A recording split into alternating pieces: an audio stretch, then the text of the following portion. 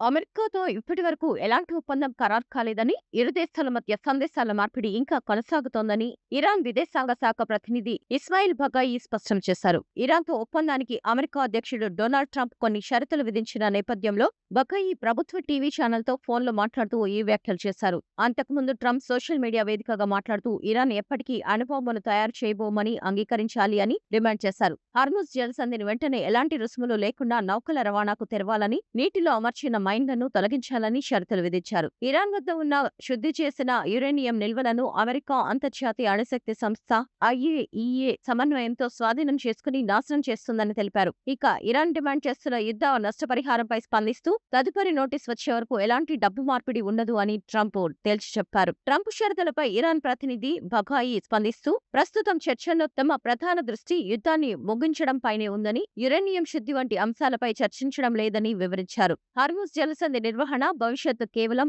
Iran, ఒమాన్లకు మాత్రమే సంబంధించిందన్న విషయమని ఆయన గట్టిగా చెప్పారు. ఇరాన్, అమెరికా, ఇజ్రాయెల్ మధ్య 40 రోజుల పాటు జరిగిన పోరు తర్వాత ఏప్రిల్ 8న కాల్పుల విరమణ ఒప్పందం కుదిరిన విషయం తెలిసిందే. అప్పటి నుంచి పాకిస్తాన్ మధ్యవర్తిత్వంతో ఇరు పక్షాల మధ్య శాంతి చర్చలు కొనసాగుతున్నాయి. ఈ క్రమంలోనే ఒక అవగాహన ఒప్పందాన్ని ఖరారు చేసేందుకు ఇరు దేశాలు ప్రయత్నిస్తున్నట్లు సమాచారం.